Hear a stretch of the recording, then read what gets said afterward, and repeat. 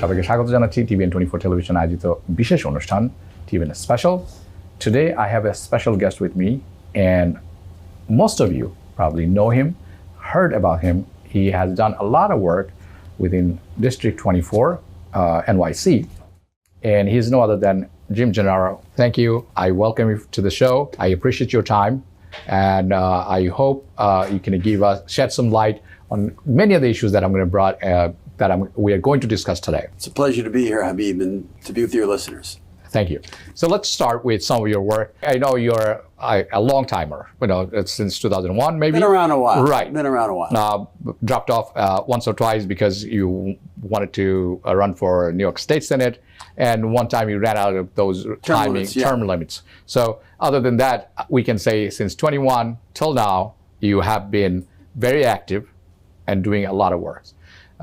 Many of the works that people may know and may not know, but I want to bring it to your attention. I want some clarity. I want to hear more details why it mattered to you and why it should matter to them. Why should people care? So there are many things. You have domestic violence that you work to protect women against domestic violence. You have worked on zoning. You have worked on tobacco, electronic cigarettes, Tobacco 21. You also worked on protecting people from those counselors who are bankruptcy counselors, Counsel, yes.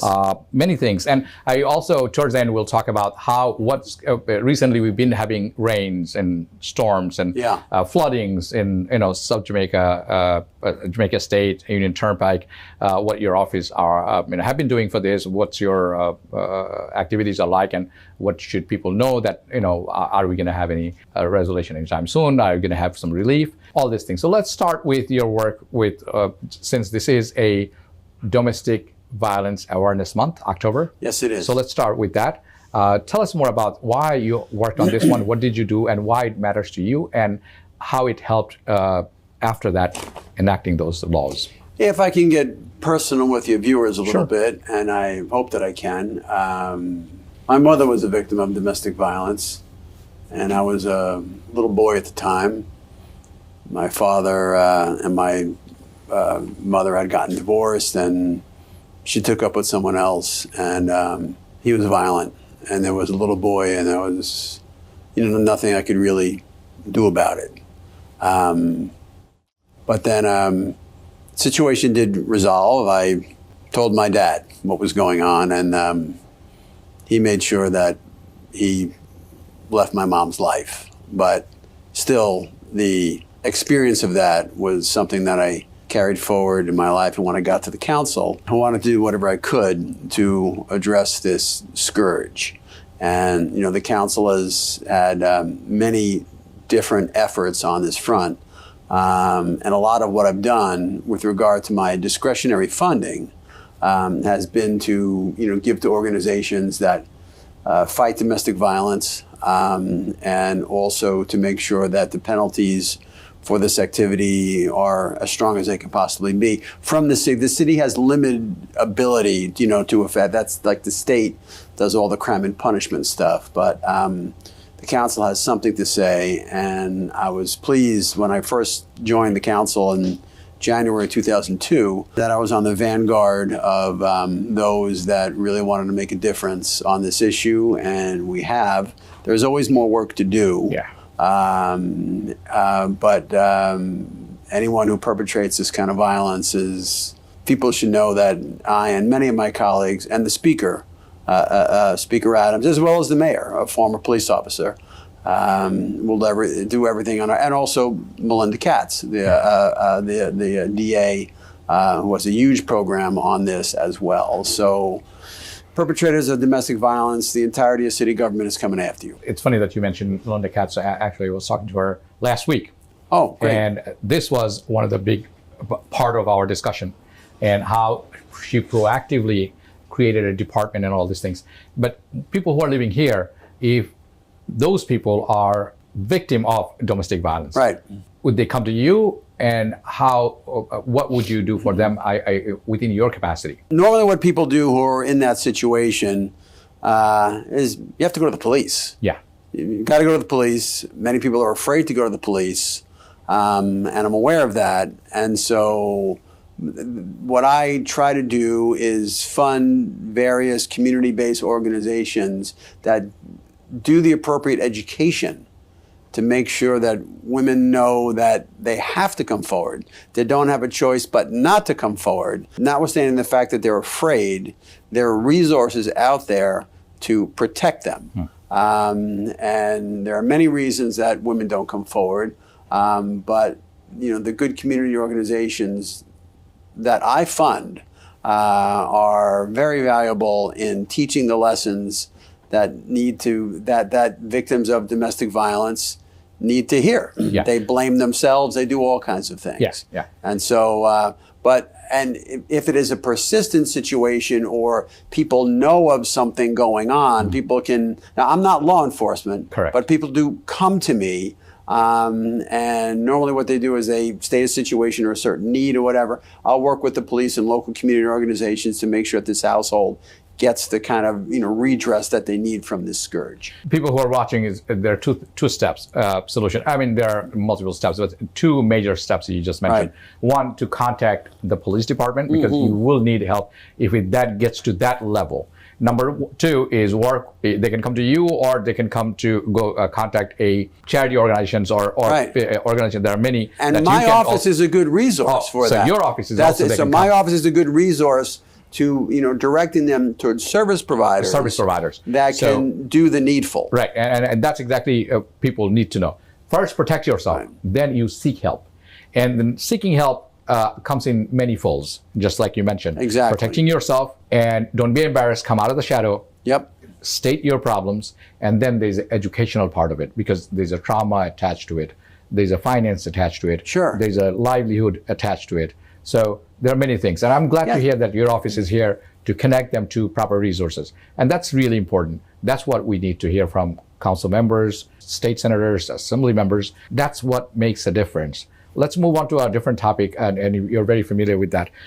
Usually we hear protecting consumers, protecting customers, protecting business people, but you have worked on something, protecting consumer from those bankruptcy. Explain to me what it is and what people don't realize, and how you're enacting or helping bring up this law really helped. What happens is people get involved in a situation where they can't pay their mortgage, they can't pay their credit card debt, and they've heard that bankruptcy is an option, and there are unscrupulous people who are aware of people's financial rights, who may even do outreach to these people, and all it is exploitation. And people in their moment of greatest financial distress are preyed upon by these so-called counselors who are only interested in getting, the last pennies of those that are really desperate, in the hope, giving false hope to people, and it's really a scam. Right. So when I came into office, I was well aware of this situation, and we created licensure, meaning that they had to have a license in order to do this. They couldn't just hang out a shingle and proclaim themselves bankruptcy counselors, because many of them were just charlatans. They were frauds, and we had to put in place the kind of licensing and the kind of structure and enforcement that would drive these frauds away and give people the benefit of the counseling that they actually need. Right. And so that was one of the early successes. It was 20 years ago, but when I think of people who've been helped by virtue of the fact that people aren't being scammed anymore, it's a good feeling. It's definitely a good feeling. And I know you just mentioned it's not today's thing, it's been a while. But not having a license and being able to operate and scam people, and there's no trace, so you can't be held liable or accountable for this because we don't know who you are. And now that there's a license required for these things, is there any way for people to verify if somebody calls and say, hey, I'm such and such, I am a counselor for your bankruptcy filing, I can help, when there is telltale signs that this could be a scam? Where can they go to verify that this person has a license? Well, for this kind of problem and any kind of problem, they can always reach out to my office, and we can direct them to the appropriate governmental or nonprofit entity that can steer them in the right direction. We are basically a clearinghouse for any kind of problems that people have. Right. Because we have done it all, we have seen it all, we've helped thousands of people, and there are many resources within city government that we will direct you to. And we don't just direct you to somebody, we hold your hand, we make sure you get the need that you get the help that you need. We follow up. So we're like the hub in this big, and we have many spokes that go in different directions, but it all leads back to this office, and people should know that Councilman Jim Gennaro is here for the community, and my very able staff is more than willing to provide any kind of guidance, referrals, for bankruptcy counseling or anything else you could think of. Okay, let's pay attention to something a little bit different, but had a very big impact, which is I'm referring to 21, tobacco 21. Age 21. Age 21. Tell me about what it is, and why did you was such a big supporter and proponent and pushed so much and got it done, and how it actually positively impacted after it was enacted. This is a really amazing story. It kind of goes back to my mother's own battle with lung cancer. She was a smoker for many years. She had quit at some point in her life, but it came back when she was in her early 70s, and she passed away in an early and painful death to lung cancer, through the addiction of cigarettes, the most addictive thing on the planet. President Barack Obama, an African-American man, got elected the first black president at age 47, which is very hard to do. But one thing he couldn't manage to do was to break his addiction to tobacco, meaning that it's easier to become president of the United States than it is to quit smoking. I mean, I'm just using this as an example. Someone who has the ability to accomplish so much and to be so focused, yet caught in the trap of nicotine addiction. This is how hard it is. That's how hard it is. That's how hard it is. So we were in a situation here back, again, this goes back to my first time in the council, where people could buy tobacco products in New York City at 18, and all the counties around us, Nassau County, Suffolk County, Westchester County, New Jersey, were all at 19 for purchasing tobacco products. And so it was my quest to say that we should not only have parity with the localities around us, we should be the first locality, the first municipality, first state, the first jurisdiction in the country to go to Tobacco 21.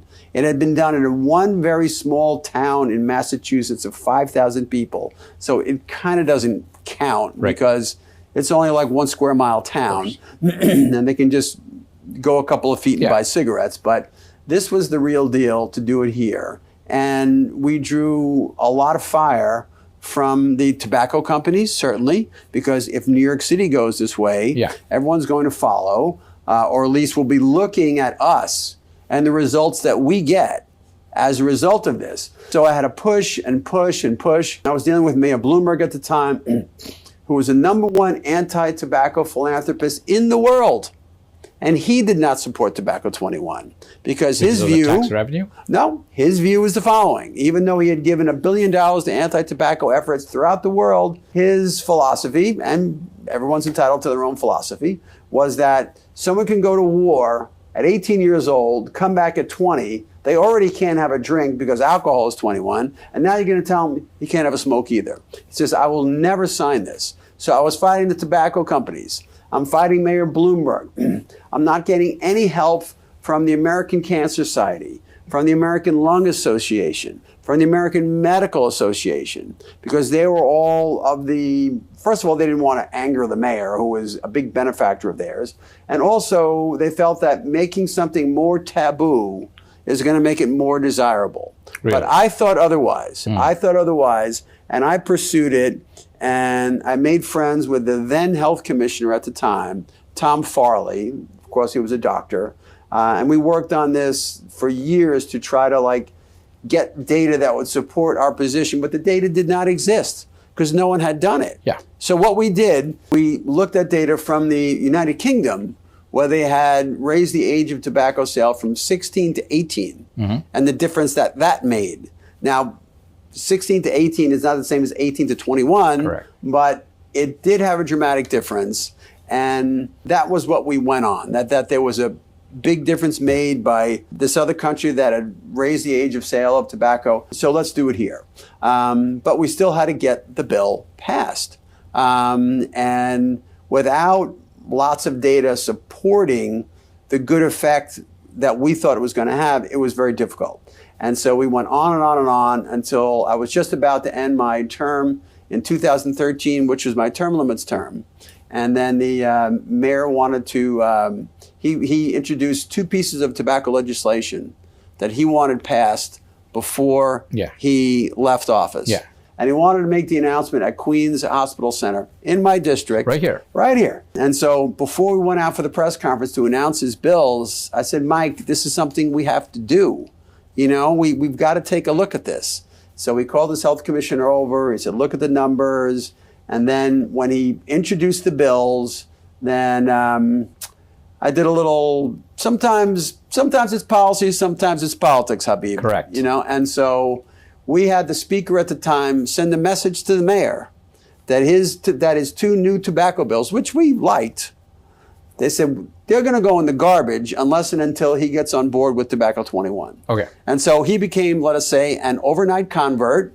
So he backed the bills. We got them supported. And so what happened was the law was enacted, and then and we were surprised, pleasantly surprised, that the biggest impact of the bill was not on the 18, 19, and 20-year-olds that could no longer buy tobacco. It was on the 14-year-olds, because an 18-year-old will buy tobacco for a 14-year-old, but a 21-year-old won't. It gets it out of the high schools altogether. And so we did that in 2013, and by 2020, and so as people started to see the results that we were having, and the decreased smoking rates and the decreased addiction, everybody had the data that came out of New York City.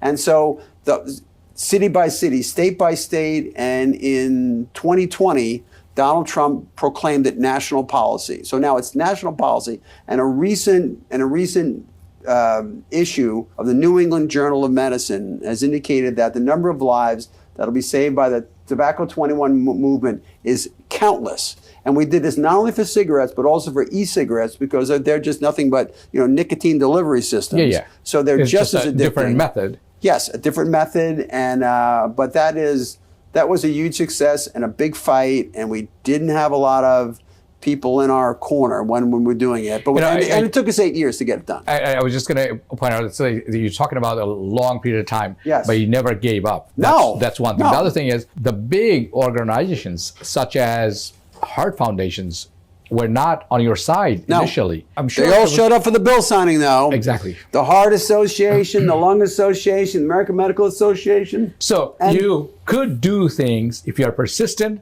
and persevere and be on the lookout that you need to get it done because it is required for us. It is for saving our future, saving our kids. There was never a thought that I was not going to get this done. This was going to happen like no matter what. I just had to find my spot, my time, and all the dominoes fell. The components start falling into place. Everything fell into place, and then that's how we got this done. And this also comes into play about someone who knows what he's doing, who knows how to legislate, who knows how to coalition build, knows how to pick his moment, knows how to figure things out, but has a sharp, focused determination in getting to where we need to be. And that had to happen because I knew there were repercussions way beyond New York City. There's hundreds of thousands of lives at stake. Entire country. Exactly. Entire country. And right now, so the United States of America, you cannot buy a tobacco product if you unless you're 21, the entire country. Wonderful job. That's big stuff. Yeah. So let's focus on environmental policy. This is my bread and butter. Now you're talking. Well, yes. Now you're talking.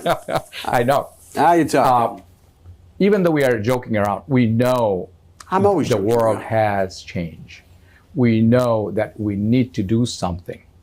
So what are your initiatives, what you have been doing lately, and how is it impacting, and what's next for you on this topic? This is such a broad area.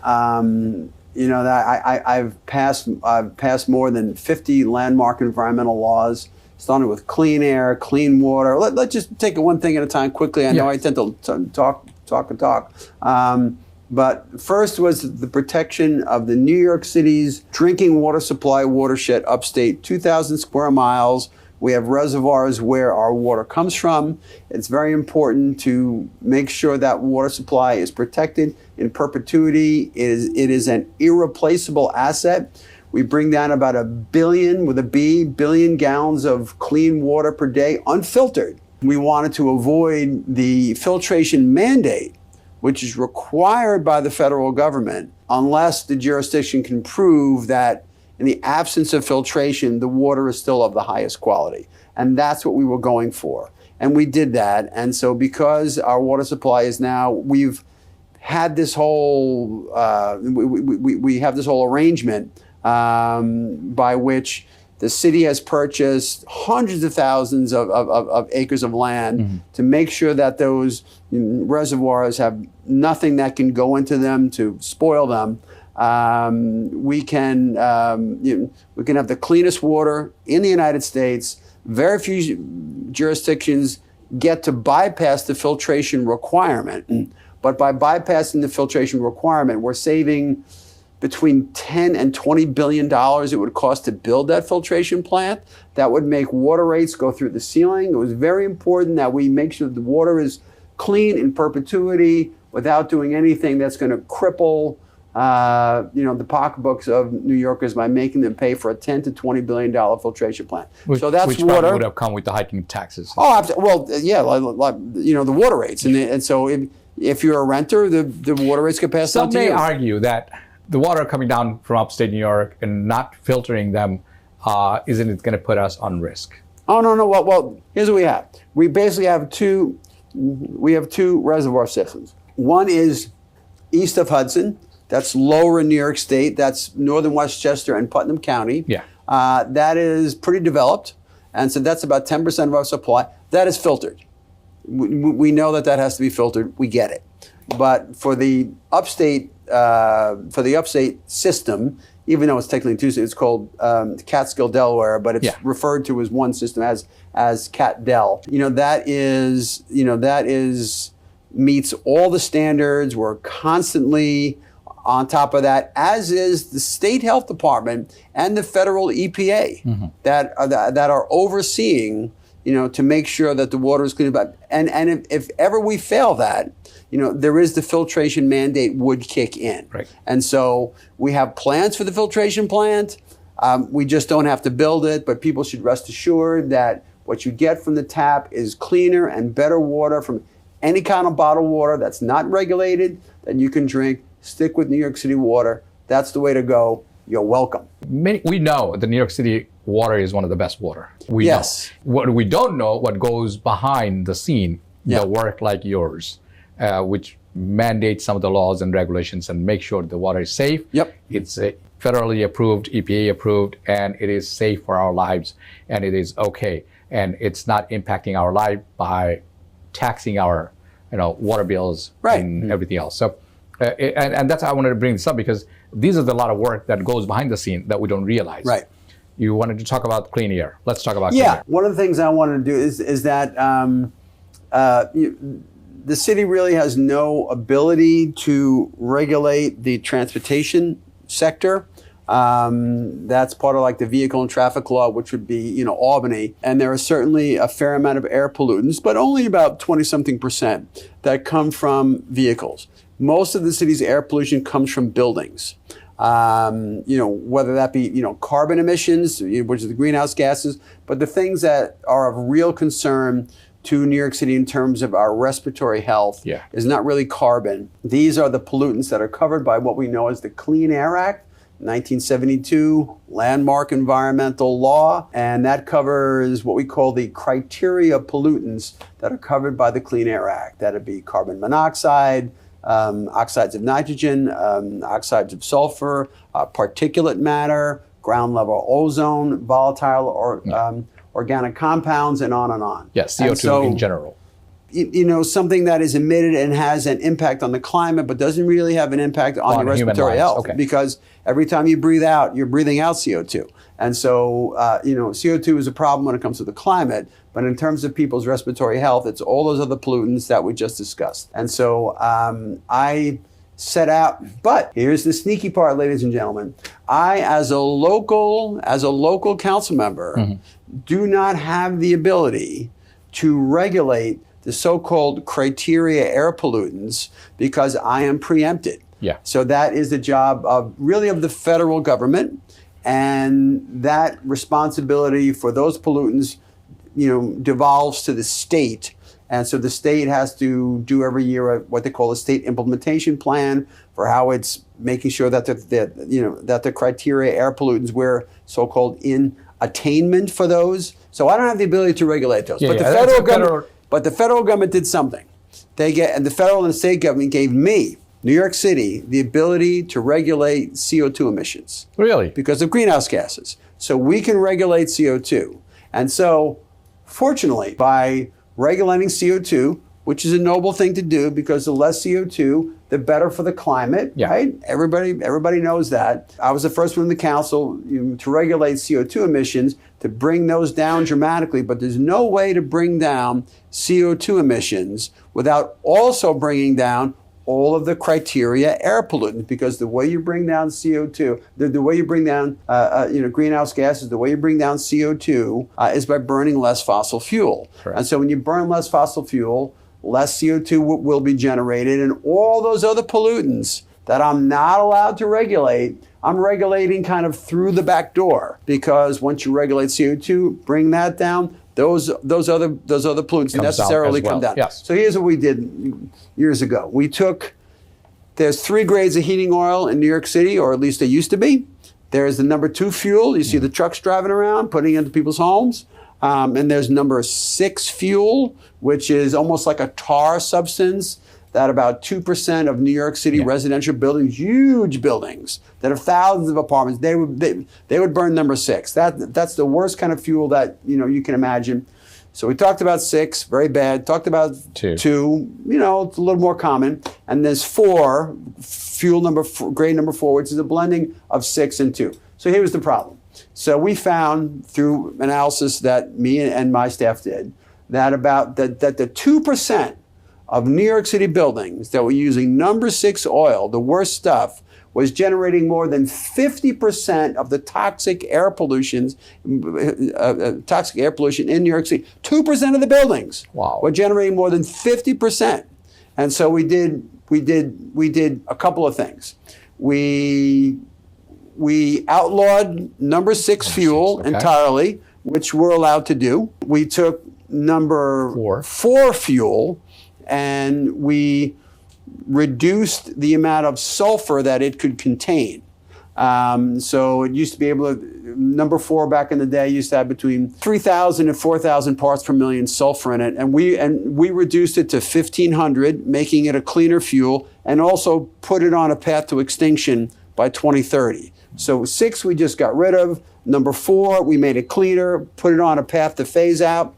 And number 2, we worked with the state, and the state mandated that the amount of sulfur in number 2 fuel couldn't exceed 15 parts per million, which is essentially nothing.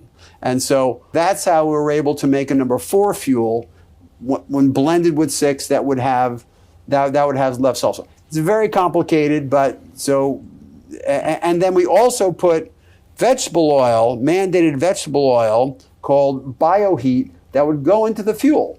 And so we started with B2, which is 2%, and then we're going to up it to 5%, 10%, 20%. And to the extent that you're burning vegetable oil in lieu of heating oil, that's going to create a cleaner fuel. So we did the following. We got rid of number 6. We put 4 on a path to extinction, It was originally going to go out of. It was really going to. It was going to be phased out of the city by 2030. I moved it up to 2025 when I came back to the council. So that's just about gone. And number 2 is a cleaner fueler and getting cleaner because now we're at B10. We're going to go up to B20. And with the number 2 going to ultra low sulfur, all those things taken together are the equivalent. Are the equivalent of taking every car, truck, and bus off the streets of New York City forever. Wonderful. That is big stuff. Wonderful. Let's talk about housing. When it comes to buying a property, when it comes to apartment buildings, when it comes to zoning, when it comes to rent, we know it's been a while and people are tired. People are, they're losing every day their affordability for rent, for buying a property house. Many are looking for a very favorable type of zoning, so we can have multi-story building here that will help 2 ways. One is reduce the pressure on rents or renting property, and it gives you ability to the growing population here. What you have been doing for this zoning things? Sure. What coming down the pipe that people should know? Are there any good news for that? What I do locally is when a developer comes to me and he wants to build outside the envelope of the zoning. Correct. And we have to go through like a ULURP process. It's a whole, for your viewers, they might not know the word ULURP, but essentially they have to have an exception to the zoning in order to build what they want to build. And they want to build big. And so that gives me some leverage. And so it's okay, Mr. Developer, you want a big build, you want to build big. I'm here. That's great. Yes. But you need something from me. Yes. Which is that you need me to do a contextual zoning for the area where you want to build your complex or your building. And for that, I'm going to need something. I'm going to need affordability. I'm going to need bulk. I mean? I need a lot of housing and I need to be affordable. So, and some people in the community don't want me to build big. I mean, they'll come to me, oh my God, they're building a big thing on Hillside Avenue, a big building on Jamaica Avenue or whatever, like the sky's falling. No, it's not. We need the housing and we need it to be affordable. And so I work my way with the local community board and the borough president. All of us have a say in the land use process, let's call it. And so my goals for every project that goes in my district is to get whatever I can get in terms of affordability by applying pressure so that everybody wins. So we get a big building built, we get a lot of affordable units, and so I do that on a case-by-case basis. But then there's also the global way of looking at it, which is kind of changing the zoning. And right now, Zoning Commission, Dan Garodnick, former council member, you sit right next to me at the council. I'm Gennaro, he's Garodnick, sat right next to me. And so, he and the mayor and the council have a big sort of zoning vision for how we want to do zoning and where we want to put housing. And we want to put it along transportation lines and in neighborhoods that have historically been neglected when it comes to the amount of affordable housing. This is something which is making its way around now. It's being reviewed by the city, and the mayor's going to be putting out a big statement on it. But so there's really 2 ways to go about making housing affordable. Right. On the micro level, by dealing with individual projects, making sure that they're affordable, making sure that they're big, and also using my years of experience and my relationship with the Department of City Planning to get a citywide or area by area of the city's zoning plan that is more conducive to building affordable, because we don't have that. We're not going to have a city. Yeah. Because people cannot afford, everybody is rent poor. Going through the roof. Yeah, anyway. It's going absolutely crazy, and it's up to, and this is where the city really has a lot to say. We can't say, oh, we're going to put it on the state, we're going to put it on the federal government. This is us. So, we can do this, and we are doing it. Many council members might not have the acumen that I have, and that I've been doing this for 20 years. I had to work with developers, and they're happy to work with me. because their projects get built, but I want what I want, which is, I mean, they can take care of themselves. It's my job to take care of my local constituents, make sure that they have housing that is available, that is affordable, that looks nice, and we take out areas of the community that have been blighted, and we put the kind of housing along with the kind of retail, along with the kind of investment into the community. And when these projects go in, you find retail popping up, restaurants popping up, and business. And business, more local business, investment, and better communities. And once people own a stake in the community, they're gonna be part of it. And there's just a way of making sure that I take care of this district in terms of housing options and making sure, paving the way for the future of more affordable housing and larger units and larger buildings that are going to be able to house the amount of people that we're going to need to house. Right. Do you think the zoning is going to change anytime soon in Jamaica or Jamaica State? Because many are looking forward to it. That's one, really quick.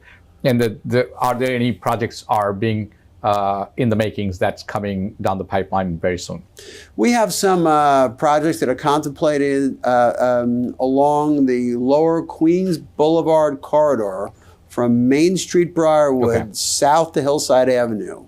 There's 3 big developments that are in the works now that hold the promise of brand new housing, affordable housing, not every unit. Some will be at market rate, but mostly affordable, with all kinds of amenities in terms of retail and everything. And this is something that we actually want to do before the new zoning kicks in. Right. Because we want to get these things. When is the new zoning is kicking in? I mean, it's being talked about now, but certainly within the next 6 months, there'll be very imminent. It's quite imminent. The mayor and the council are both adamant. Every council member, every borough president, the mayor, everybody understands that it's all about housing. We get one shot. We got to do it right. Right, Jim. We are towards the end of our discussion. What message that you would like to send to the Bangladeshi Americans who are watching your show today? Just know that long time ago, when I first joined the council, I got the moniker the Bangladeshi Councilman. Was it Bangladeshi? No, but I felt the aspiration of the community. I'm talking to all the community leaders all the time, and for 12 years straight, we celebrated Bangladeshi Independence Day at City Hall, and then when City Hall was closed, we had to go to Borough Hall. I put the first Bangladeshi woman on the local community board, and I think the thing that draws me so close to the Bangladeshi community is the food. So I love the food, but here's my thought, about the Bangladeshi community. If only I had more communities like the Bangladeshi community. This is a community of family. It's a community of faith. It is a community of community, and that it's a village. Everybody knows each other. Everyone's taking care of each other. There's an abundance of local community organizations that are there that I support. And we recently did the street co-naming of Little Bangladesh Avenue, and I played what I think is a small but necessary part in doing everything I possibly could to bring the Bangladeshi community into the political mainstream, which it wasn't when I first took office, but now look at it. They're everywhere. They're doing everything. I'm very happy and proud to have been of service to the Bangladeshi community. They'll always have a special place in my heart, and I look forward for years to come in being your representative and doing all I can for this wonderful community.